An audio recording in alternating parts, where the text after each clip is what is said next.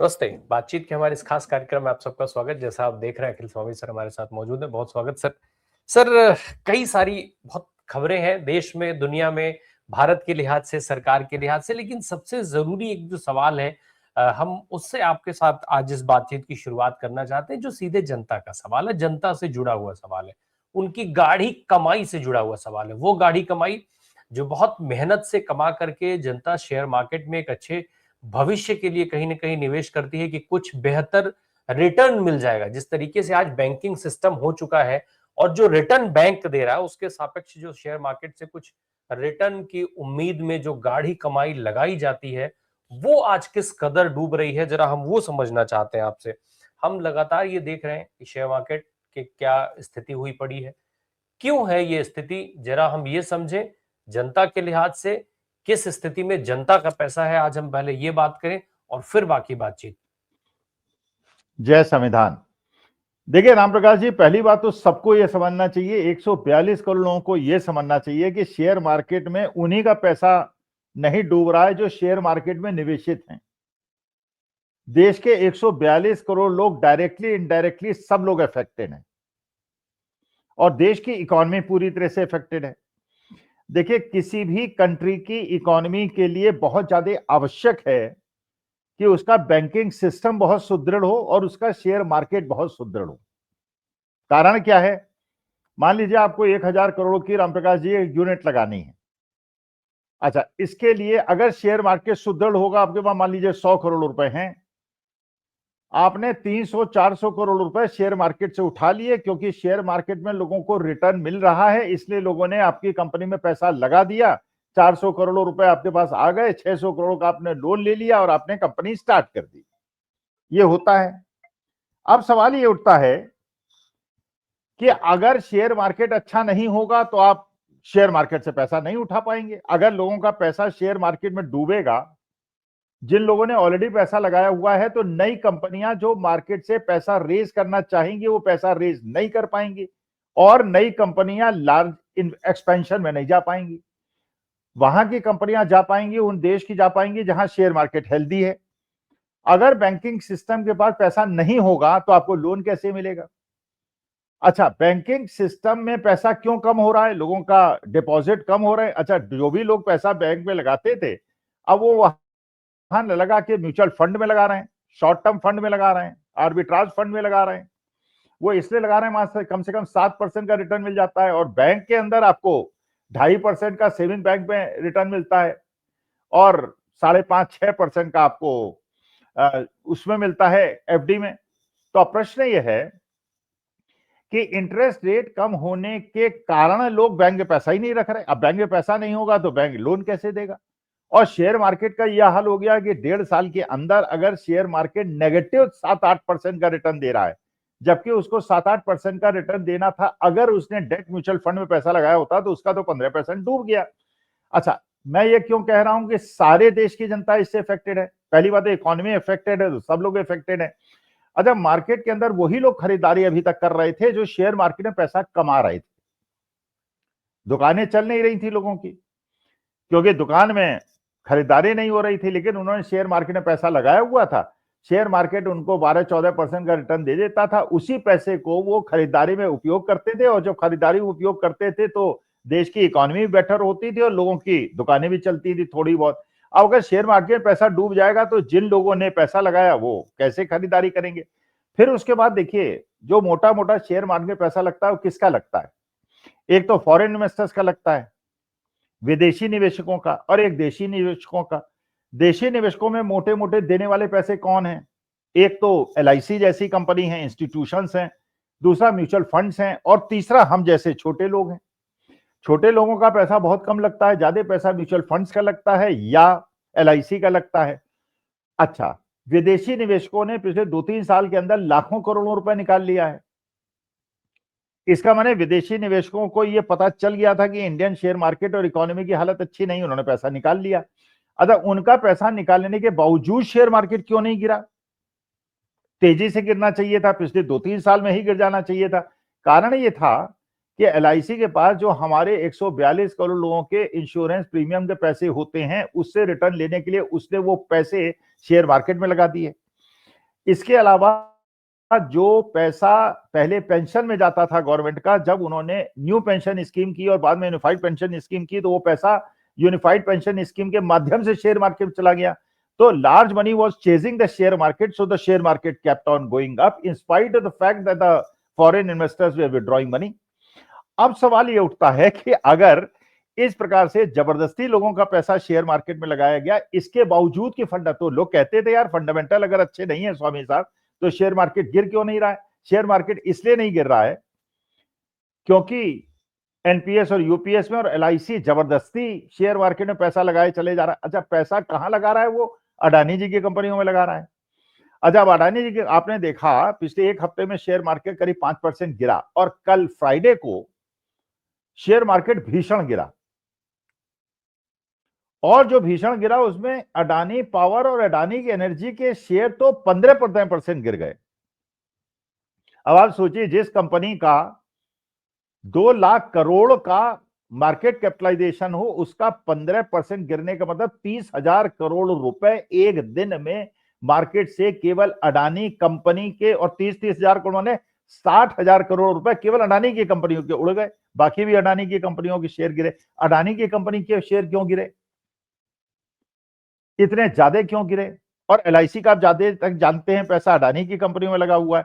तो अगर एलआईसी का पैसा डूबा तो हमको जो प्रीमियम दे रहे हैं, हमको इंश्योरेंस का रिटर्न कैसे मिलेगा? हमको 8% का बोनस कैसे मिलेगा?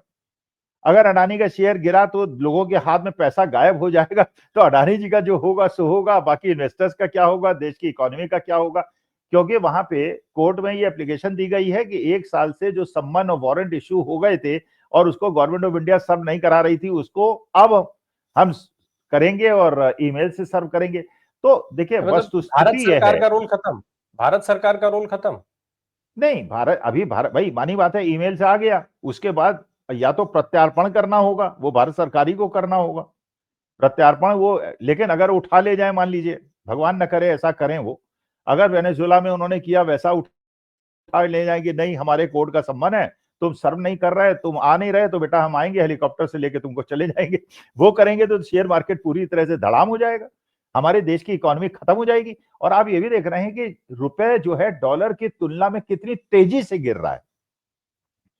एक एक दिन में आधा परसेंट 1% गिर रहा है, अब गिर 92 नहीं के रहा है, आसपास पहुंच गया है। डॉलर मजबूत हो रहा है, रुपया नहीं गिर रहा है, डॉलर डॉलर मजबूत हो मजबूत रहा हो है और रुपया इतना ज्यादा कमजोर हो रहा है। भाई आप ये समझिए कि रुपए, आप $1 खरीदने के लिए आपको अब वहां की हालत देखिए ईरान की, $1 खरीदने के लिए उनको लाखों उनकी करेंसी देनी पड़ती है। हमारे यहाँ कहाँ 58 रुपए देनी पड़ती थी मनमोहन सिंह के जमाने में, अब 92 रुपए देनी पड़ रही है। तो आपका तेल का आयात कितना ज्यादा महंगा हो जाएगा? तेल का आयात महंगा हो जाएगा तो आपके जो फॉरेन एक्सचेंज रिजर्व्स हैं वो कब तक चलेंगे? कितने दिन तक आप तेल खरीद पाएंगे? फिर उसके बाद जो आप सोने के दाम बढ़ते चले जा रहे हैं, तो सोने के दाम विदेश में तो कम है जहां से इंपोर्ट करते हैं, हमारे यहाँ इसलिए बढ़ जाते हैं कि रुपया बहुत ज्यादा कमजोर हो गया है।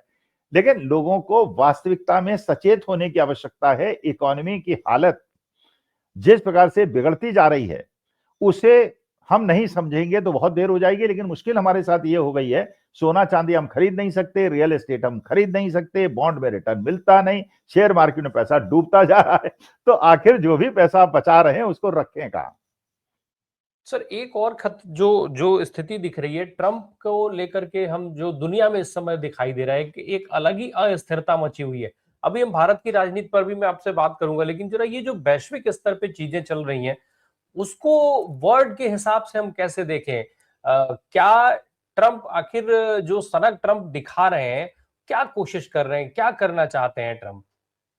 भाई देखिए, जो ट्रंप पूरे विश्व में कर रहे हैं वही तो मोदी जी देश के अंदर कर रहे हैं। भाई आप अगर बाकी लोगों को अपना स्टेक होल्डर नहीं समझेंगे, विश्व के लिए अमेरिका भी स्टेक होल्डर है, रशिया भी है, चाइना भी है, भारत भी है, पाकिस्तान भी है, ईरान भी है, सब है।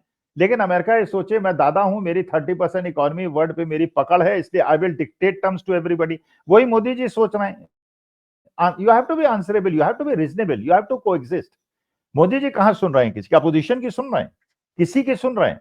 किसी की राय लेते हैं? वो अपने प्रेसिडेंट को तो धक्का दे देते हैं, जिनको कहते हैं मेरा बॉस है, उसको आगे बढ़ते हुए उसे किनारे करके दीवार से हटा देते हैं और खुद आगे बढ़ जाते हैं। तो आप सनक उसको कहिए, कुछ कहिए, जब आपको लगे कि आप बहुत ज्यादा ताकतवर हैं और इतने ज्यादा ताकतवर हैं तो वही समय होता है। इसका मतलब यह है कि आपका नाश बहुत नजदीक है। लेकिन मैं ट्रंप जी के लिए इसलिए कुछ नहीं कहूंगा, भैया मैंने तो हवन कीर्तन कराया नहीं था उनको प्रेसिडेंट बनाने के लिए। जिन्होंने हवन कीर्तन बनाया कराया था वो जवाब दें कि उन्होंने ट्रंप को क्यों बनवाया था, ट्रंप को क्यों गाली दे रहे हैं। लेकिन ये मानी बात है, अगर इस तरह से अहंकार से ट्रंप काम करेंगे या मोदी जी काम करेंगे या शी जिनपिंग काम करेंगे या पुतिन काम करेंगे तो विश्व कल्याण तो नहीं होने वाला। सर एक और चीज है, ट्रंप की बात हम जहां तक कर रहे हैं, शांति और ये सारी चीजें एक तरफ दुनिया में चल रही हैं, दूसरी तरफ दुनिया के तमाम देश जो है वो ट्रंप को सीधे सीधे आंख दिखा रहे हैं, केवल भारत को छोड़ करके। भारत ना तो कहीं स्टैंड ले पा रहा है, ना कहीं कोई आंसर कर रहा है। एक तो ये चीज जरा इस पर हम समझ लें आपसे, और दूसरा ये सारी चीजें, इन सारी चीजों का असर भारत की राजनीति पर भी कुछ होगा क्या? नहीं नहीं, बहुत तगड़ा असर हो रहा है। पहली बात तो यह है कि ट्रंप के व्यवहार से एक चीज स्पष्ट हो गई कि जो उनके सामने तन के खड़ा हो जाता है उससे वो विड्रॉ कर लेते हैं। चाइना से विड्रॉ कर लिया, यूरोप पे भी उन्होंने बहुत ज्यादा, इधर ग्रीनलैंड वैंड पता नहीं क्या क्या कहने लगे थे, उससे भी उन्होंने अपने हाथ खींच लिए। लेकिन उनको चाहिए ऐसे लोग जो कमजोर हों, कमजोर दिल वाले हों और उनकी ढपकी से डर जाएं और समर्पण कर दें। तो देखिए, ये हमारे देश के साथ मुश्किल क्या हुआ, ये वो देश है हमारा जिसमें पंडित जवाहरलाल नेहरू पूरे विश्व में इज्जत पाते थे, इंदिरा जी पाती थी, राजीव गांधी पाते थे, मनमोहन सिंह पाते थे, अटल जी पाते थे। आज हमारे देश के माननीय प्रधानमंत्री जिनको हमने चुना है वो इतने ज्यादा निरीह हो गए हैं, इतने ज्यादा कमजोर हो गए हैं कि उनकी सारी दादागिरी देश के लोगों के साथ चलती है, देश के मुसलमानों के साथ चलती है, देश के क्रिश्चियनों के साथ चलती है, देश के ब्राह्मणों के साथ चलती है। जैसे चोटी खींची जा रही है, जनेऊ नोचे जा रहे हैं और उसके बाद पूरे सनातनी धर्म को मानने वालों को विभाजित किया जा रहा है। तो यही चीज डोनाल्ड ट्रंप के साथ है, वही चीज मोदी जी के साथ है। तो देखिए, परिस्थिति तो थोड़ी बेहतर होती लेकिन हमारी बार्गेनिंग पावर हमने खत्म कर दी। मोदी जी ने अपनी बार्गेनिंग पावर खत्म कर दी। पाकिस्तान को चीन के साथ खड़ा कर दिया तो एक लॉबी वो बन गई, तुर्की उनके साथ हो गया, बांग्लादेश को उनके साथ खड़ा कर दिया तो आज सारे पड़ोसी तो आपके खिलाफ हो गए। अच्छा, अमेरिका के कहने पे आपने रूस से तेल खरीदना कर दिया तो रूस भी आपकी मदद क्यों करेगा, वो भी पाकिस्तान को अपने युद्ध सामग्री की आपूर्ति शुरू कर दी उसने। ईरान से आपने तेल खरीदना कर दिया और अमेरिका आपको धमका रहा है, तो आपके पास विकल्प क्या है? अब जाओगे कहां, किसके पास जाओगे? ऑस्ट्रेलिया कह रहा है कि साहब जो सबसे अनसेफेस्ट कंट्रीज हैं उनके स्टूडेंट्स हैं वो भारत भी उसका एक अंग है। तो ऐसी स्थिति में देखिए, आदमी की न्यूसेंस वैल्यू होनी चाहिए, देश की न्यूसेंस वैल्यू होनी चाहिए। चाइना की न्यूसेंस वैल्यू है, जब अमेरिका ने उनको धमकी दी उन्होंने कहा ठीक है हम भी तुम्हें चिप्स नहीं देंगे, हमें भी तुम्हें रेयर अर्थ मटेरियल नहीं देंगे, तुम्हारी भी सारी कारें ठप हो जाएंगी। तो अमेरिका को लगा कि यार ये तो दबने वाला नहीं है, तो हम ही को दबा देगा, उसने विड्रॉ कर लिया। तो विश्व में सबसे ज्यादा टैरिफ लगा के अमेरिका ने ये संकेत दे दिया है भारत को, या भारत को तो क्या देगा, भारत को संकेत देने की किसी की औकात नहीं है। मोदी जी को यह संकेत दे दिया है कि हम जो चाहेंगे तुम्हारे साथ करेंगे, तुमसे समर्पण भी कराएंगे, ट्रेड डील भी कराएंगे, अपनी टर्म्स पे कराएंगे, अपने देश के सारे मिल्क प्रोडक्ट्स को भी बेचेंगे, वेजिटेबल्स भी बेचेंगे और तुम्हारी देश की इकोनॉमी को ठप कर देंगे और तुम हमारे उपनिवेश बन के रह जाओगे। तो मोदी जी से मेरा निवेदन है, देश के प्रधानमंत्री हैं, जरा तन के खड़े हों और बिल्कुल इंदिरा गांधी की तरह बिहेव करें। भारत बहुत बड़ा देश है, हम मोदी जी का साथ देंगे अगर वो तन के खड़े होंगे, लेकिन अगर झुक के खड़े होंगे तो हम उनका साथ नहीं देंगे। अब सर ये जो स्थिति है निश्चित तौर पे केवल सियासत पे नहीं, भारत पर पूरी तरीके से असर डालेगी, भारत की जनता पर असर डालेगी। भाई जब ये सारे बदलाव होंगे, जहां सस्ता तेल उपलब्ध होगा उससे आप नहीं खरीदेंगे, तो जहां से महंगा तेल आप लेकर के आएंगे तो वैसे ही महंगा बिक रहा है और महंगा बेचेंगे, तो वो तो असर सब पे पड़ेगा। खैर, हम जरा देश की सियासत की बात कर ले सर। इस समय बहुत सारी स्थितियां चल रही है, एक तरफ बनारस में जबरदस्त तोड़फोड़ चल रही है, बड़ी उथल पुथल चल रही है। बनारस के लोग अब पानी पी पी करके गाली दे रहे हैं कि हमने एक ऐसा सांसद चुन लिया, और वो एक ऐसा सांसद चुना हमने जो हमारे लिए खड़ा नहीं हो सकता है, और अपने आप को विश्वगुरु बताने की बात कर रहे हैं। मतलब इस तरीके की रिएक्शंस वहां की पब्लिक दे रही है, जनता दे रही है। और दूसरी तरफ उसी उत्तर प्रदेश के अंदर जो है वो शंकराचार्य को ये प्रूफ करना पड़ रहा है, ये नोटिस दी गई है कि आप बताइए कि आप शंकराचार्य कैसे हैं। तो ये जो चल रहा है, ये जो पूरा किस्सा है, ये जो खेल चल रहा है, ये खेल क्या जुड़ा हुआ भी है क्या लखनऊ से लेकर के और दिल्ली तक? देखिए, पहली बात तो मैं समझता था कि भारतीय जनता पार्टी हमेशा से सनातन धर्म विरोधी, हिंदू धर्म विरोधी पार्टी है। हिंदू धर्म और सनातन धर्म के कोई भी मूल्यों का पालन भारतीय जनता पार्टी नहीं करती। अब सवाल ये पर उठता है कि जिन वो तो अपने को सनातनी दावा करते हैं कि हम हिंदू हैं, हिंदुत्व और क्या क्या नहीं नहीं बताते नहीं, हैं। हिंदू नहीं है। मैं पहले भी कहता आया कि देखिए, मैं हिंदू हूं इसलिए हूं, मैं सनातनी हूं। मैं हत्या नहीं करता, मैं गौमांस नहीं खाता, मैं गौमांस खाने वाले को अपने कैबिनेट में मंत्री नहीं बनाया था, मैं गौमांस खाने वालों को झप्पी नहीं लगता। मैं दूर से नमस्कार करता कि महाराज गौमांस खाते हो, मेरी मान्यता है, मेरी मां को खाने वालों से मैं गले नहीं मिलता हूं। गले मिलना मैं पसंद नहीं करूंगा किसी गौमांस खाने वाले से।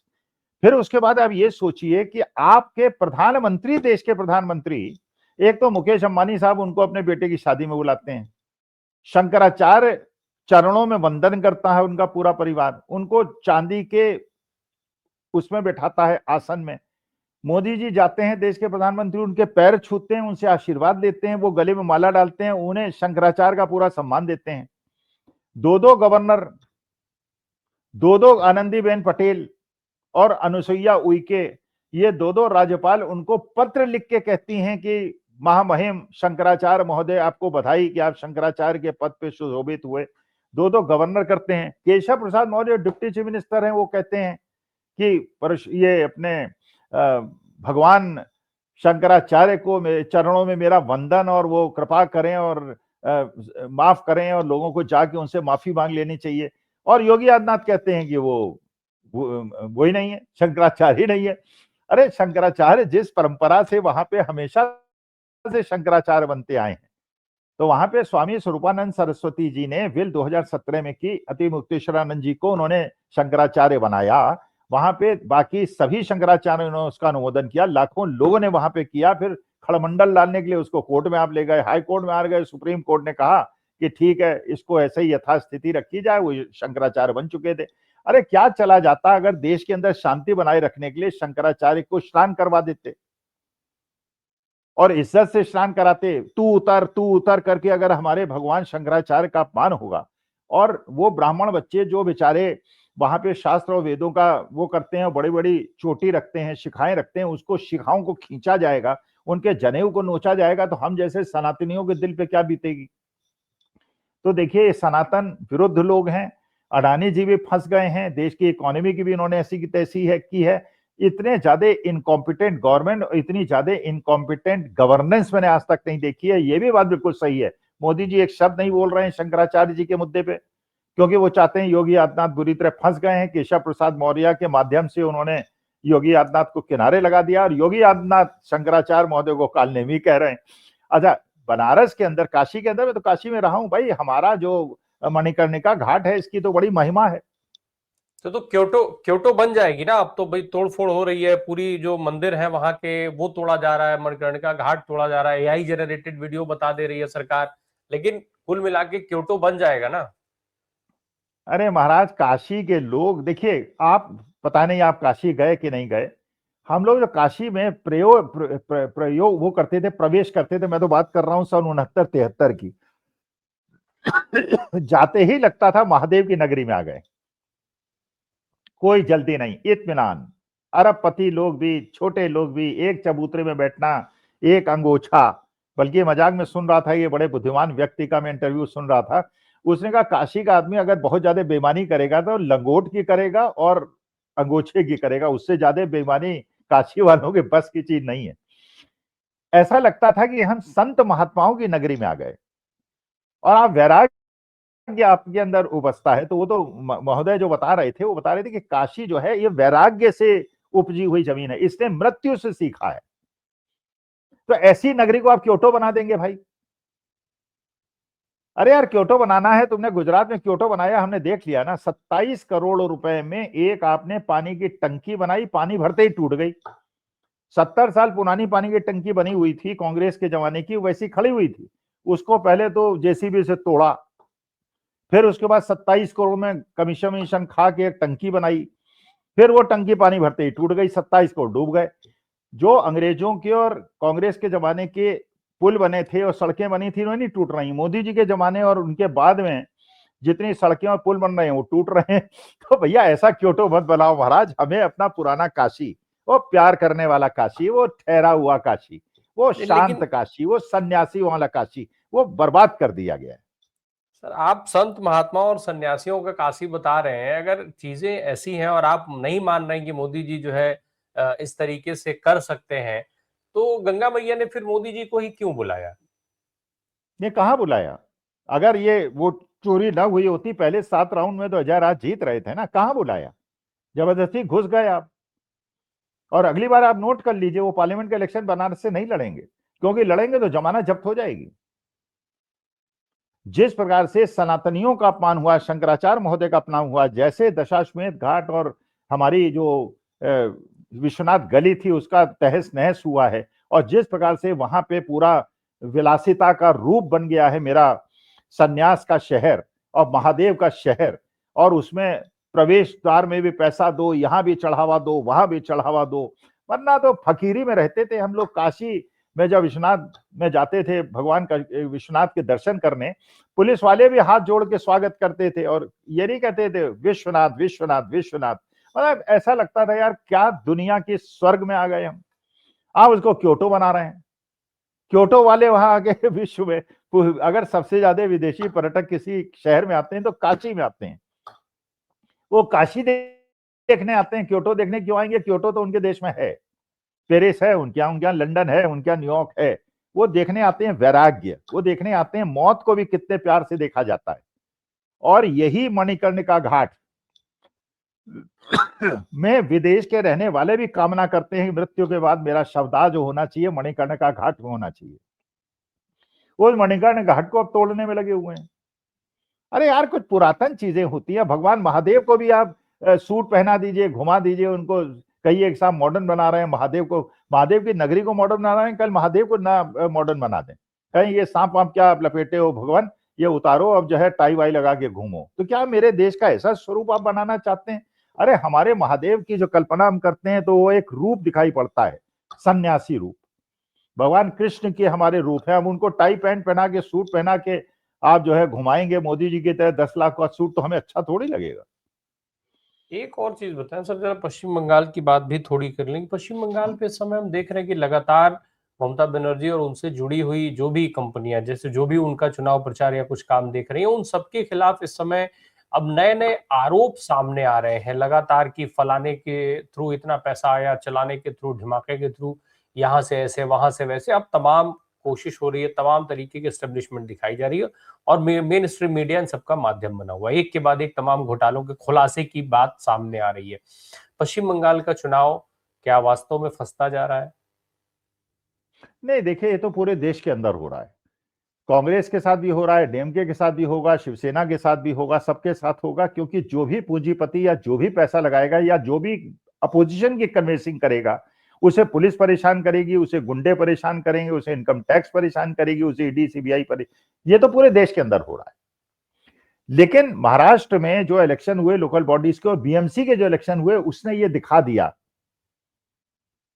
लड़ाई ऐसी नहीं थी। एक तरफ लाखों करोड़ों रुपए था, 10-10 हजार रुपए एक वोट के लिए दिया जा रहा था, और एक तरफ ऐसा था कि तंबू लगाने के लिए पैसा नहीं था, शमियाना लगाने के लिए पैसा नहीं था। लेकिन जनता ने भारतीय जनता पार्टी को ऐसी स्थिति में पहुंचा दिया कि तुम्हें एकनाथ शिंदे के सामने झुकना पड़ेगा, समझौता करना पड़ेगा। तो वास्तविकता देखिए, जनता ही चुनाव लड़ रही है आज के तारीख में, जनता ही। और उसके बावजूद जैसे नाम काटे जा रहे हैं, जैसे नाम जोड़े जा रहे हैं, जैसे सबको हेरा फेरी हो रही है।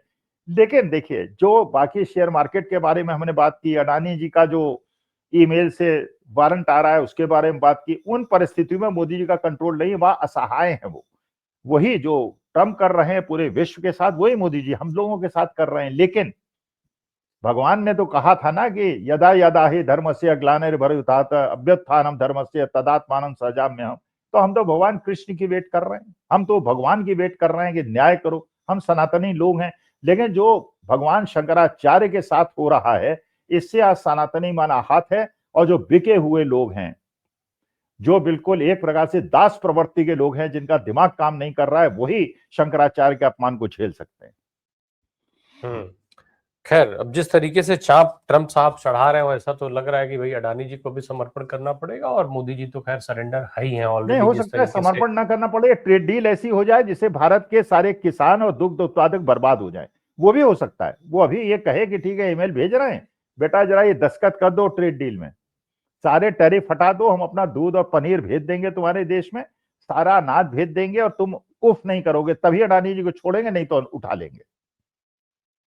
क्या उस परिस्थिति में मोदी जी तैयार हो जाएंगे? एक अडानी साहब के लिए पूरे पूरे देश के इस किसानों को, अर्थव्यवस्था को, सबकी बलि दी जा सकती है क्या? देखिए, उठाना वो मानना पड़ेगा, मानना इसलिए पड़ेगा कि अगर अडानी जी पकड़े गए तो बड़े बड़े किस्से खुल जाएंगे।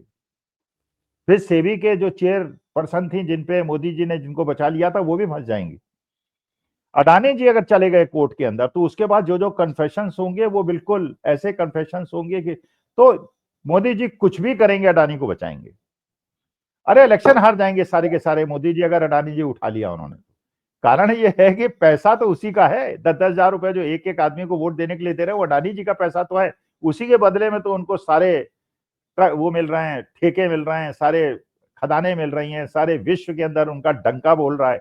और देश की इकोनॉमी भी कोलैप्स कर जाएगी, क्योंकि अडानी जी का बैंकिंग सिस्टम पे और शेयर मार्केट में इतना बड़ा भागीदारी है कि अगर वो बंद हुए या उन पे कोई एक्शन हुआ तो देश की इकोनॉमी भी बर्बाद हो जाएगी। जिस तरीके से तमाम संस्थाएं, जिस तरीके तमाम सुविधाओं के चक्कर में अलग अलग माध्यमों से अडानी जी को जो लाभ पहुंचाने की कोशिश देश की सरकार की तरफ से की गई, आज वही कोशिश सरकार के गले की हड्डी बन चुकी है, सरकार के लिए मुसीबत बन चुकी है। प्रधानमंत्री जी का वो अडानी प्रेम आज प्रधानमंत्री जी के लिए मुसीबत बना हुआ है। अन्यथा की स्थिति में विश्वगुरु बनाने की जिस छवि को लेकर के वो आगे बढ़ रहे थे, वो शायद आगे बढ़ती, अगर वो अडानी प्रेम में ना डूबे होते तो आज अमेरिका ऐसे उनकी गर्दन नहीं कस पाता। आज अमेरिका के पास ब्लैकमेल करने के लिए कोई सिस्टम नहीं बचा होता। लेकिन एक व्यक्ति का प्रेम बिल्कुल जो है वो देश को मटिया मेट करने पर उतारू है। बहुत शुक्रिया सर हमसे बात करने के लिए। Thank you so much.